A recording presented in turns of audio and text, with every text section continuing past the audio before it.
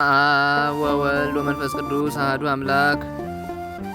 አመሰሙ አማስሩ ወሰሙኑ ለወርኃ ኅዳር በዛቲ ዕለት ኮነ ሰማዕተ ሆና ሰማዕተ ቅዱሳት ደናግል አጥራሲስ ወዮና አዋልደ ነገሥት።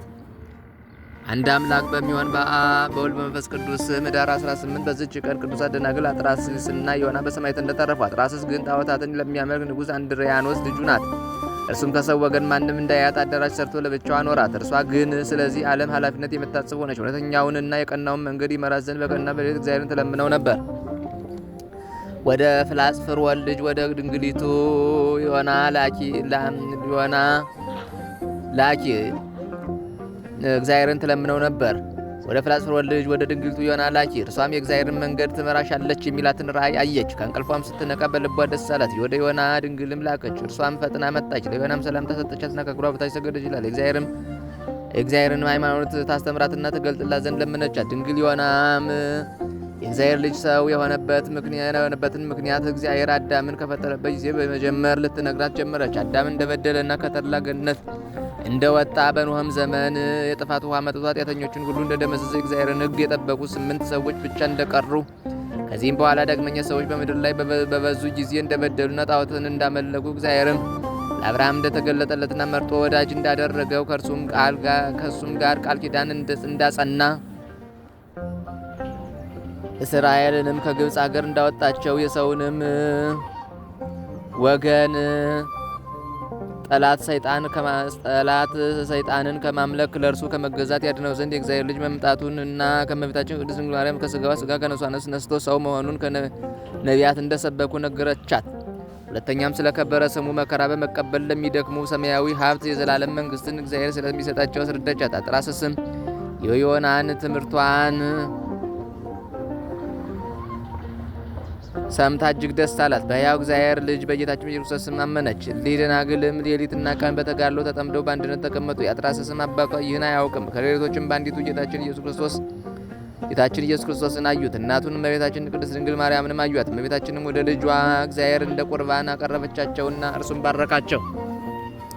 ከዚህ በኋላ ንጉሥ ወደ ጦርነት ሄዶ በተመለሰ ጊዜ ወደ ልጁ አጥራስስ ገብቶ ልጄ ሆይ ወደ መሞሸሪያች ከመግባቶች በፊት ለአምላክ አጵሎን ዕጣን ታሳርጊ ዘንድ ነይ አላት።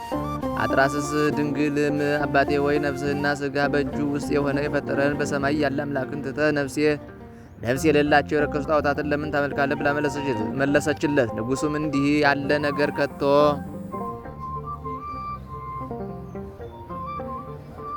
ያልሰማውን ከልጁ አፍ በሰማ ጊዜ አደነቀ። በልጁ ላይ ምን እንደደረሰ ልቧንም ማን እንደለወጠው ጠየቀ። የፍላጽፍሮን ልጅ ድንግል ዮና የልጁን ልብ እንደለወጠች ነገሩት። ንጉሡም በእሳት ያቃጥሏት ዘንድ አዘዘ። በወርቅና በብር በተጌጠ የግምጃ ልብሶችም እንደተሸለሙ አወጧቸው። እነርሱ የነገሥታት ልጆች ስለሆኑ አላራቆተቻቸውም። ታላላቆችና ታናናሾች ሁሉም ሰዎች ስለሳቸው እያዘኑና እያለቀሱ ወጡ። ነፍሳቸውንም እንዳያጠፉ ለንጉሥ ይታዘዙ ዘንድ ለመኗቸው። እነርሱ ግን ከበጎ ምክራቸው አልተመለሱም። በዚያን ጊዜ ጉድጓድ ቆፈሩላቸውና በውስጡ እሳትን አነደዱ። ነበልባሉም እጅግ ከፍ ከፍ አለ። ያን ጊዜ አንዷ ከሁለተኛው ጋር እጅ ለእጅ ተያይዘው ወደ እሳት ውስጥ ተወረወሩ። ፊታቸውንም ወደ ምስራቅ መልሰው በመቆም ረጅም ጸሎትን ጸለዩ። ከዚህ በኋላ ነፍሳቸውን በእግዚአብሔር እጅ ሰጡ። እሳቱንም እንደ ውሃ የቀዘቀዘ ሆነ። ምእመናንም ሥጋቸውን አነሱ። ተጠጋግተውም ልብሳቸውንም ቢሆን ወይም የራሳቸውን ጠጉር እሳት ምን ሳይነካቸው አገኟቸው። የመከራውም ወራት እስቲፈጸም በታላቅ ክብር ባማረ ቦታ አኖሯቸው። ከዚህም በኋላ ቤተ ክርስቲያን ሰርተውላቸው ሥጋቸውን በውስጧ አኖሩ። ከእርሳቸውም ታላላቅ የሆኑ ድንቆች ተአምራቶች ተገለጡ። ለእግዚአብሔር ምስጋና ይሁን። እኛንም በሊ ቅዱሳን ጸሎት ይማረን።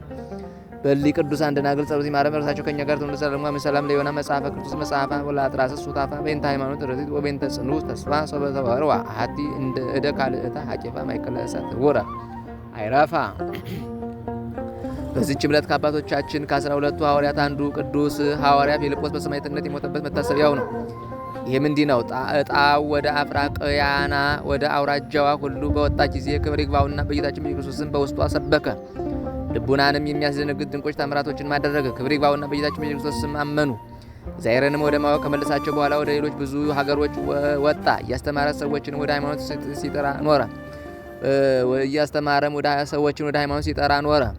ከዚህም በኋላ ወደ ሌላ ሀገር ሄዶ የከበረ ወንጌልን ሰበከላቸው። ብዙዎችም ክብር ይግባውና በጌታችን አመኑ። ያላመኑት ግን ይገድሉት ዘንድ ተማከሩ። በንጉሱም ዘንድ ተወዳጅነትን ያገኙ ዘንድ ከዚህ በኋላ ቅዱስ ሐዋርያ ፊልጶስን ይዘው አሰሩት። ጽኑ ስቃይን ማሰቃዩት። እርሱም ይስቅባቸውና ከዘላለም ሕይወት ለምን ትርቃላችሁ? የነፍሳችሁንስ ድህነት ለምን አታስቡም? ይላቸው ነበር። እነርሱ ግን ብዙ ካሰቃዩት በኋላ ዘቅዝቀው ሰቀሉ። ነፍሱንም በእግዚአብሔር እጅ ሰጠ። ስጋውንም በሳት ሊያቃጥሉ በወደዱ ጊዜ የእግዚአብሔር መልአክ ከእጆቻቸው መካከል ነጠቃቸው። እነርሱም ወደ እርሱ እየተመለከቱ ወስዶ ከኢየሩሳሌም ሀገር ውጭ አግብቶ ሰወረው። ይህንንም ድንቅ ታምር አይተው ሁሉም በታላቅ ድምፅ የቅዱስ ፊልጶስ አምላክ አንድ ነው እያሉ ጮኹ። አሰቃይተው ስለገደሉትም ተጸጽተው አዘኑ። ክብር ይግባውና በጌታችንም አመኑ። የቅዱስ ሐዋርያ ፊልጶስንም ስጋ ይመልስላቸው ዘንድ ለመኑት። ሰውን የሚወድ ቸር ይቅር ባይ ጌታችንም ልመናቸውን ተቀብሎ የሐዋርያ ፊልጶስን ስጋ መለሰላቸውና እጅግ ደስ አላቸው። ሁሉም ክብር ይግባውና ወደ ጌታችን ኢየሱስ ክርስቶስ ሃይማኖት ገቡ። ከሐዋርያውም ስጋ ታላላቅ የሆኑ ድንቆች ታምራቸው ተገለጡ። ለእግዚአብሔር ምስጋና ይሁን። እኛንም በአባታችን ሐዋርያ ፊልጶስ ጸሎት ይማረን፣ ከኛ ጋር ነው ዘላለሙ አሜን። በዚህችም ዕለት ከሮሚ ሀገር ቅዱስ ኤላውትሮስና እናቱ እንትያ በሰማዕትነት አረፉ። ይህም ቅዱስ እግዚአብሔርን ከሚፈራ አንቂጦስ ከሚባል ኤጲስቆጶስ ዘንድ አደገ። 17 ዓመትም በሆነው ጊዜ ዲቁና ተሾመ። ደግሞም በ18 ዓመቱ ቅስና ተሾመ። ከዚህም በኋላ በ20 ዓመቱ አላሪቆስ በሚባል ሀገር ጵጵስና ተሾመ። በዚያም ወራት ንጉሥ እንድሪያኖስ ወደ ሮሚ ሀገር መጣ። ስለ ኤላውትሮስም ሰምቶ ወደ እርሱ ያመጣው ዘንድ ፊልቅስን አዘዘው። ፊልቅስም በሄደ ጊዜ ቅዱሱን ቤተ ክርስቲያን ውስጥ የእግዚአብሔርን ቃል ሲያስተምር አገኘው። ፊልቅስም ትምህርቱን በሰማ ጊዜ አመነና በክብር ባለቤት በጌታችን ክርስቶስ ስም አመነ፣ ተጠመቀም። ኤላውትሮስም ወደ ንጉሥ እንድሪያኖስ ባደረሱ ጊዜ ለአማልክት ሰዋ። አንተ ነጻነት ያለህ ስትሆን ለተሰቀለ ሰው ለምን ትገዛለህ? አለው። ኤላውትሮስም ነጻነትና ሰማይና ምድርን በፈጠረ በጌታ በኢየሱስ መስቀል ነው። ንጉሱም መስቀል ነው አለው። ንጉሱም በመንኮራኩር ካለው የእሳት ማንደጃ ውስጥ ጨመረው፣ እንዲያቃጥሉትም አዘዘ። በጨመሩት ጊዜ እሳቱ ጠፋ፣ መንኮራኩርም ተቆራረጠ። ንጉሱም አይቶ አደነቀ። የሚያደርገውንም አጥቶ ከወይን ቤት ጨመረው። ርግብም ከገነት መብልን አምጥታለት በልቶ ጠገበ።